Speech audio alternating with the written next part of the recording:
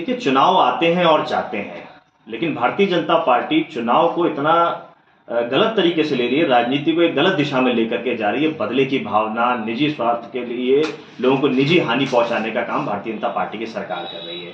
क्योंकि हमारे नेता आदरणीय श्री दीप नारायण जी का प्रभाव है उत्तर प्रदेश और मध्य प्रदेश में। वो मध्य प्रदेश समाजवादी पार्टी के पूर्व प्रदेश अध्यक्ष हैं, लगातार 10 साल विधायक रहे।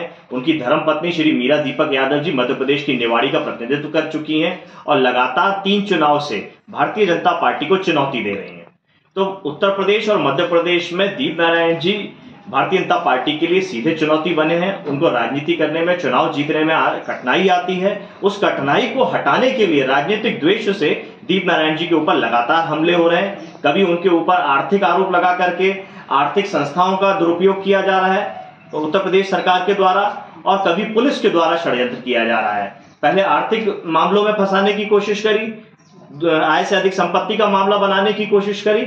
अब उनके ऊपर ये षड्यंत्र पूर्वक कि एक अपराधी प्रवृत्ति का व्यक्ति जो कन्नौज से झांसी में तारीख के लिए आ रहा था, उसको पुलिस कस्टडी से हमने छुड़ाने की कोशिश करी, दीप नारायण जी ने छुड़ाने की कोशिश करी।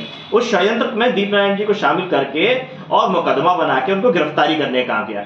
रात को 2:30 बजे 2 जनप्रतिनिधि, स्वयं दीप नारायण जी और उनकी धर्मपत्नी श्री मीरा यादव जी, जिस घर में निवासरत थी, उस घर में 2:30 बजे रात के पुलिस का घुसना, उनके बेटे को लेके जाना और रात भर उनके बेटे को घुमाना, और फिर तब तक नहीं छोड़ना जब तक दीप नारायण जी नहीं आ जाते। दीप नारायण जी शहर में नहीं थे, इस कारण उपलब्ध नहीं हो पा रहे थे पुलिस को। जैसे ही वो शहर में आए, उन्होंने स्वयं पुलिस को संपर्क किया।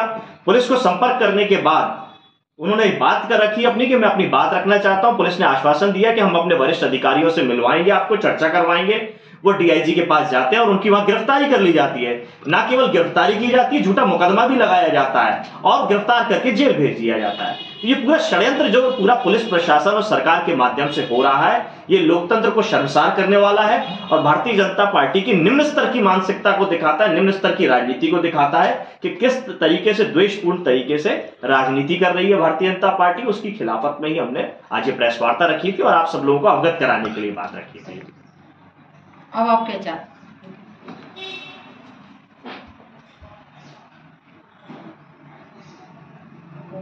सर, अब शासन से क्या उम्मीद रखते हैं सर?